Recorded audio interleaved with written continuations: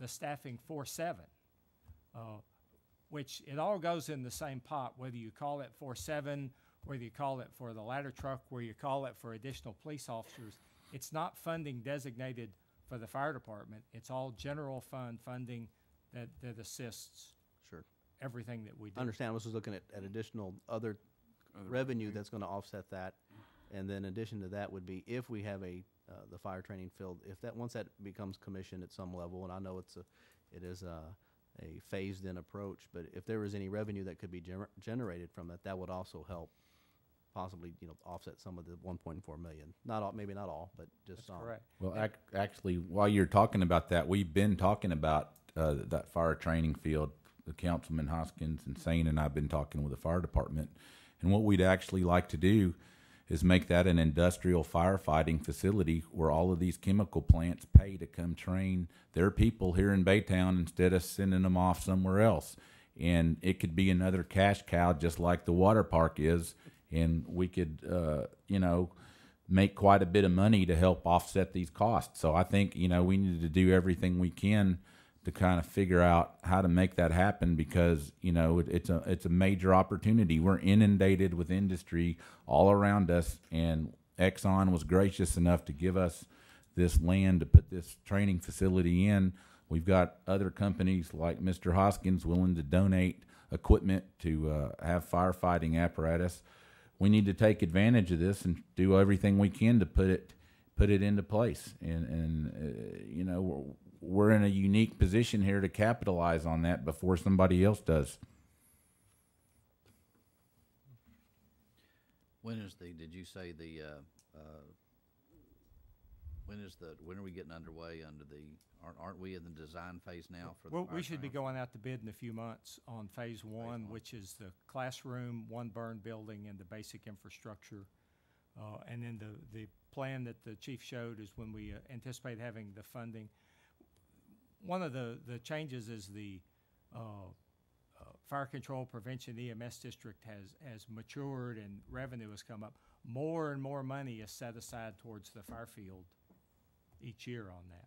State law does not allow you to bond on revenue from the fire control district or CCPD. It's not like it was in the past. You can only anticipate 1 year's worth of revenue if you have that many years left in your sunset for it. So, and we do that on fire equipment. He showed on the ladder truck that we would order it when we had half the cost, and we're able to anticipate going to debt for the second payment on that.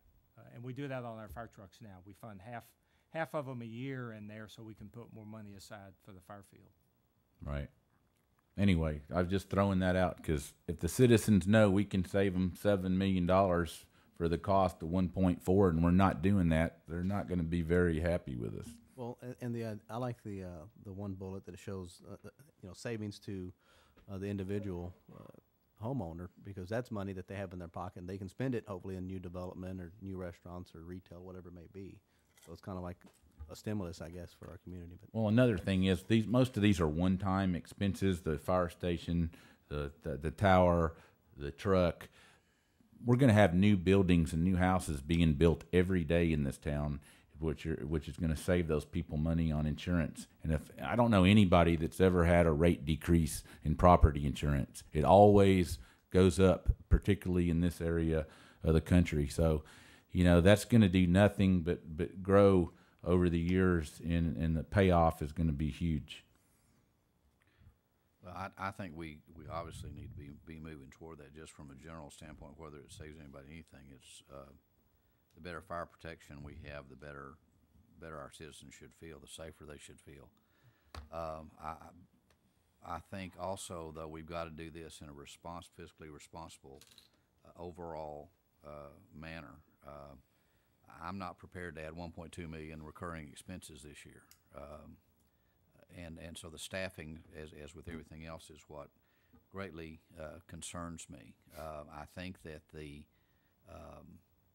plan to use the fire district money to purchase a ladder truck whenever it's scheduled to be purchased is a good one. If times progress like we think that they will, then at that point, I think that we can certainly look at moving up the schedule.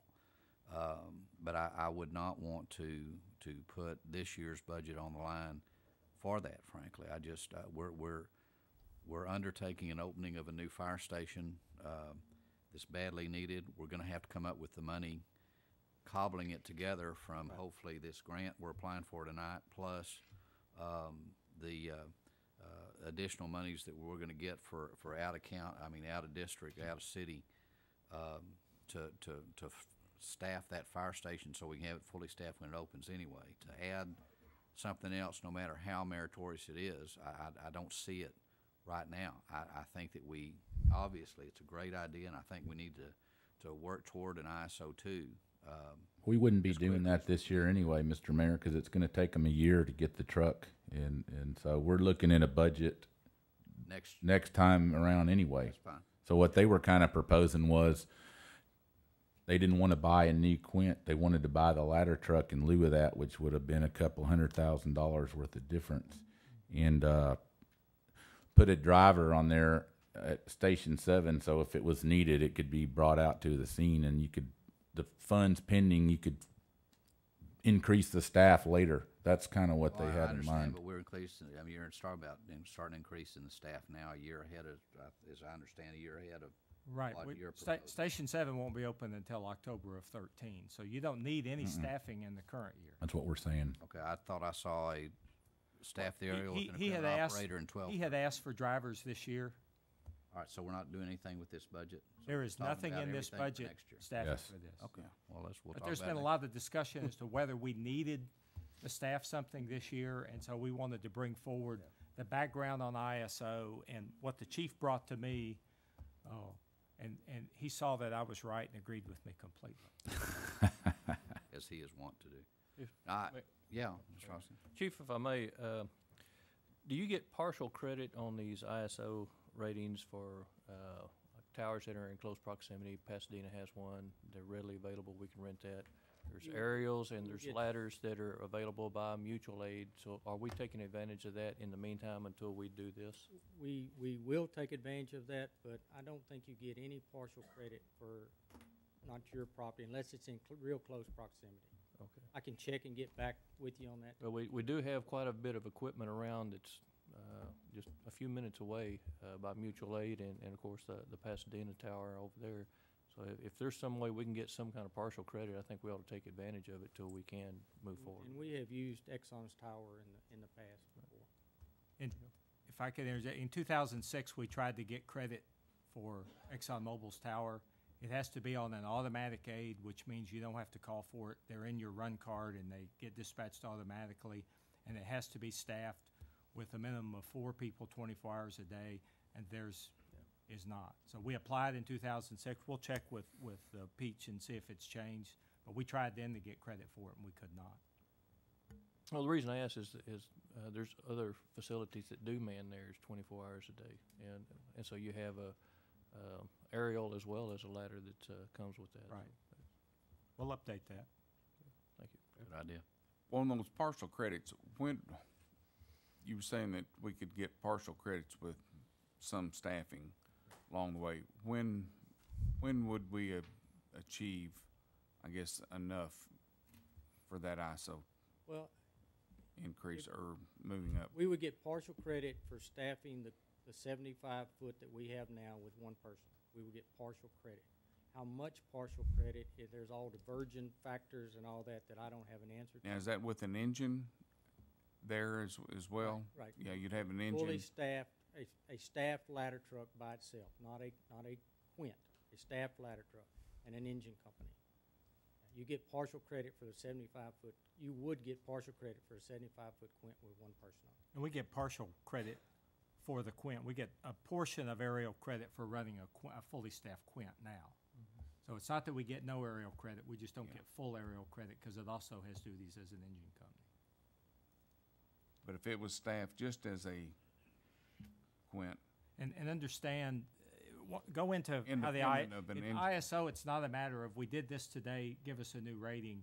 It's a whole long process, and you have to apply to be re-rated. And they'll only rate you is it, used to be 2 years. Yeah, I think it's 2 or 3 To years. keep people from saying, well, let me do this and get rate. First of all, you pay for the rating visit, and there's a limitation in what you can do. That's why we use an ISO consultant who used to work for them for 20-plus years, who comes out and he does essentially a mock Wasn't the survey. last one 2006? Yes. Yeah, so we're in good shape. Right. We're ready. So, I think to answer your question, yes, if we moved what we call the Quint now to Station 7 and you staffed it with one person, a driver, you would get credit. You would get partial credit for it, yes. You would just have to decide if you wanted to use your re-rating for that. And our consultant could tell us if you came in just short of a 2, No point. you No wasted point that, doing that it. No need time to do it. and that money. But he's pretty good at letting you know what you're going to get.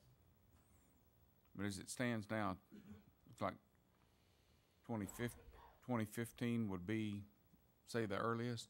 Well, If 2015 we were to go is to what we're the looking tower for with and a fully staffed, dedicated ladder. aerial.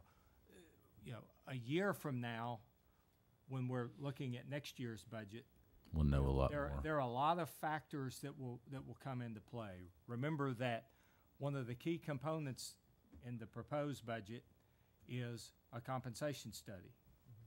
And we're going to be dedicating a significant portion of recurring money once we see where people are to market. The 4% we're doing across the board is great this year to try and move the whole group forward.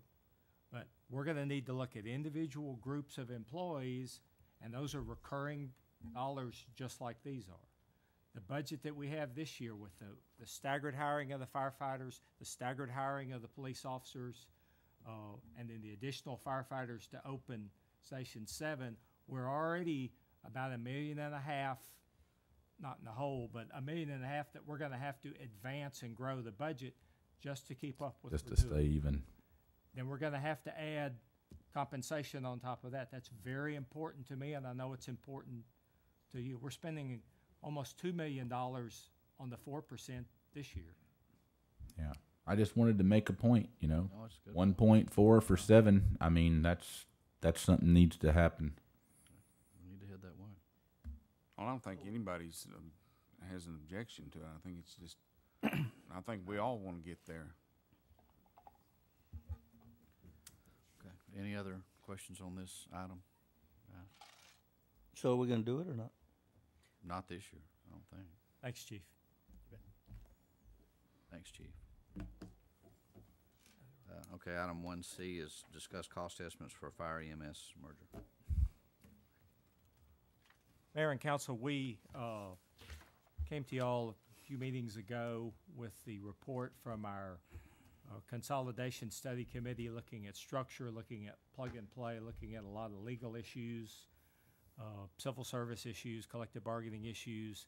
And Council asked us to go back and look at the cost, because that was a component we had not gotten very deeply into. We've had a couple of meetings of the same group. We're not completely finished, but we're pretty darn close.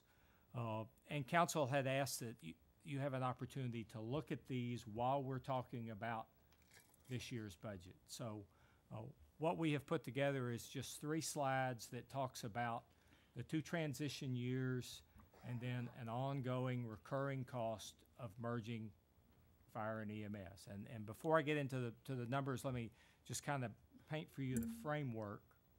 We have 22 current employees in the Health Department EMS. And this plan is predicated on half of those people, 11, going to fire school each year. It assumes that all of the incumbent paramedics would desire to go to fire school and become firefighter paramedics. It also is predicated on the fact that from the effective date of the merger, any new employees hired in fire or in EMS, vacancies from either of those incumbent departments would be filled with a firefighter paramedic. As we said when we talked about the structure of the study, nothing in this program as it is costed out now and as would ever be my recommendation, would force any incumbent firefighter employed on the date that we did this change to go to paramedic school. Nor would it require any incumbent paramedic to go to fire school. The cornerstone of all my discussions with this group, and other cities have done it other ways. I think we've described to you that Brownsville did the same thing, and their incumbent paramedics had 2 years to pass fire school or they were fired. And I would adamantly oppose any kind of a program like that. If an incumbent paramedic wanted to remain strictly an EMS worker, they would actually become a civil service paramedic in this merger. That's why the collective bargaining contract, to enact such things that the collective bargaining allows under an evergreen contract, it could never expire, to allow them to retain that. They would retain their job, they would retain their position, they would not have a career path in front of them. So if someone is a paramedic now, they have the chance to become a senior paramedic. There's one per shift, or to become Dana's position or the paramedic supervisor. Wherever they were in the structure, that's where they would be. There seems to be some misinformation about pay. There would be no promotional advancement plan for a paramedic who chose to not go to fire school, but anytime this council approved an across-the-board raise, they would be eligible for that across-the-board raise. If there was a merit raise based on their performance evaluation, they would be eligible for a merit raise. So I want to make that clear. Yes, sir. And with that comment, so I mean, that's like almost in any industry, almost any skill. If you don't develop something to be promoted, then there is no reward for doing it. Is that correct? That's correct. Okay. But and we tried to make this clear at our last meeting about raises. There would not be a market system created for a civil service paramedic, because we'd probably be the only civil service paramedic in the state of Texas. But within their pay range now, they would be eligible for merit increases or across-the-board increases that were offered to other city employees. They would not be singled out and frozen in pay. If they chose to go to fire school under the informal agreement we have, and it would have to be ratified before anything could be done, firefighter paramedics, either direction, would receive $400 a month in paramedic certification and assignment pay. So if you're a health department paramedic right now, and these are merged, and you go to fire school and continue the ride on the ambulance, you automatically get $400 a month more. So I don't want to get too deep into the weeds on a lot of that stuff, but I wanted you to understand the basic structure, because the chart will make a little more sense. What about the current EMS supervisors, i.e. Dana? Dana would and there's pay in here, and I'll go through that. Dana would be paid at the assistant chief level in the fire department, and the paramedic supervisors would be paid at the battalion chief level. Do they have to go to fire school? No. Okay. But to get the $400 a month firefighter paramedic pay, they would. Well, that's Right. I just want to make sure they don't have to. So Dana would go to assistant chief's pay, but if he went, and Sean or any other group on the study, make sure I've got this right, but if he went to fire school, in addition to that, he would get $400 a month for firefighter paramedic pay. Did I say that right, Dana?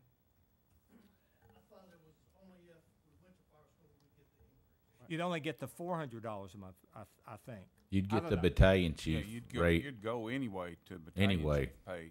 No, he would go to assistant chief pay. assistant chief. I mean, assistant chief, I'm sorry. And Assistant chief. the key tonight is that these numbers are real close. We went through, and I've got all my notes of all the ins and outs of that stuff. 182,000. But if council wanted to do this, there is a whole lot more work, the cornerstone of which would be an amendment to the collective bargaining contract, because none of this can take place without an evergreen clause in there that protects the incumbent health department employees. We talked at the other study about the Plano